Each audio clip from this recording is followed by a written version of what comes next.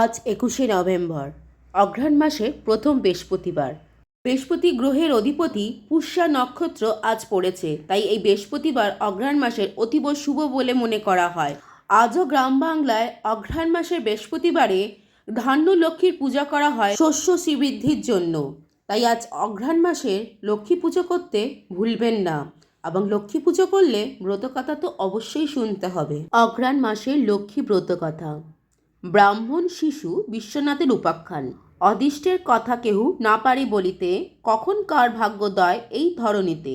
পুরাকালে ছিল এক গরিব ব্রাহ্মণ, গণ্ডকী গ্রামেতে তার ছিল যে ভবন। ব্রাহ্মণের এক পুত্র বিশ্বনাথ নাম, গৃহের আনন্দ সেই সর্বগুণধাম। দুরারোগ্য ব্যাধিতে ব্রাহ্মণ হইল পীড়িত, কিছুদিনের মধ্যে তার স্বর্গবাস হল। মাত্র 6 বৎসরে বিশ্বনাথ পিতৃহীন হয়, দুর্ভোগ কোথায় আছে সে দেখিতে পায়। সপুত্র ব্রাহ্মণী ভাতৃ গিয়ে যায়, কৃপণ ভাতা তার মুখর বনিতায়। বিপদে ঠাঁই না দিলে হয় যে নিন্দা চারদিকে, তাই তো বনেতে ঠাঁই দিল স্বগৃহে। দাস দাসী যা ছিল সব তাড়াইল, বোনকে করিল সেই আসল দাসী সে গৃহেতে। বাসন মাজা রন্ধন কর্ম সবই দিল ননদকে, বিশ্বনাথকেও দিল কর্ম অন্ন দুবেলা দিতে। খেটে খেটে বিশ্বনাথ অঙ্গ কালী হয়, নিত্য নিত্য গরু লয় গোচরণে যায়। উদর ভরিয়া দোহে খেতে নাহি পায়, খায় আত পেতে কভু উপবাস যায়। একদিন বন হতে ফিরে বিশ্বনাথ, ক্ষুধায় কাতর হয়ে মাকে বলে অন্ন দাও। শুধু ভাত ছিল মাতা দিল সে আনাইয়া, শিশু বলে মাগো খাই ভাত কি বা দিয়া। লুকইয়া পুত্রে ক্ষীর আনি দেয় ভাতৃ যাইয়া দেখি, নিশীতে স্বামীর কর্ণে বলিল সে সব। ভাতৃজায়া ভাই মিলে তাড়িল তাদের, কাঁদিতে লাগিল তারা মাঠের ধারেতে। সেই দিন ছিল অঘ্রাণ মাসের গুরুবার, ভূমিছেন ক্ষেত্রদেবী ক্ষেতের উপর। মাতা পুত্র হেরি দেখে দয়া উপজিল, ব্রাহ্মণীর বেশ ধরে লক্ষ্মী এসে দাঁড়ালো। ক্ষেত্রদেবী জিজ্ঞাসিল দুঃখের কারণ, বিশ্বনাথ মাতা বলে সকল তখন। বিশ্বের লইয়া কোলে ক্ষেত্রদেবী বলে, কেঁদো না দুঃখ যাবে চলে।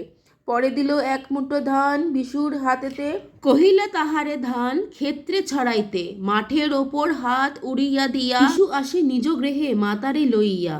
রাতি মধ্যে শস্যপূর্ণ ক্ষেতখানি হয়, দেখিয়া বিস্মৃত যত গ্রামবাসী রয়।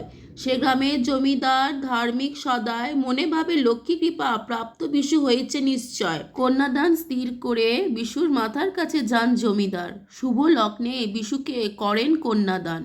কিছুদিন পরে বিশু মাতৃ আজ্ঞা লোভে পাকা বাড়ি বানাইতে হইল উদ্যোগী। হেতা তার মামা মামি তাদের তাড়ায়, অহংকারে অন্ন কষ্টে ভিক্ষা করে খায়। নানা দেশে ঘুরিয়া তারা ভিক্ষা মাগায়, ভিক্ষা তারে একদিন বিশুর রাজ্যে যায়। তারা শুনে সেখানে মজুরের প্রয়োজন, মাটি কাটে বেড়ে তারা করে গমন। অলিন্দে থাকিয়া হেরে বিশ্বনাথ মাতা, মাটি কাটে ভাজে আর সহদর ভ্রাতা। পুত্রে তাকে কহে তারা, শোনো বাছা ধন, মামা মামি কাটে মাটি কষ্টের কারণ। তাদের আনো মোদের ভবনে, বিশুক আজ্ঞা পালন করে আনে তাদের যতনে। দিদির কাছে তারা ক্ষমা চায় দুজনে, বলে অহংকারে আমরা চাইছি সব, ভিক্ষা করি দাঁড়ে দাঁড়ে দেশ দেশান্তরে। ব্রাহ্মণী বলে ভাই মোর বাণী শোন, ক্ষেত্রবত্র করো, ভাগ্য হয়েছে প্রসন্ন এই ক্ষেত্রবত্রে। অতএব তুমি করো এই ভাই ক্ষেত্রবত্র, দুর্দিন যাবে সুখের হবে ঠাই। শুদ্ধাচারে ক্ষেত্রবত্র করবে মানত, ভগিনীর দান লোভে গৃহে যায় ভাই।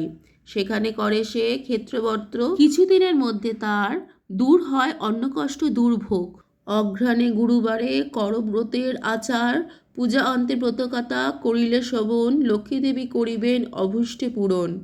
ইতি বিশ্বনাথের উপাখ্যান সমাপ্ত। চ্যানেলটিকে সাবস্ক্রাইব করতে ভুলবেন না। জয় মা লক্ষ্মী।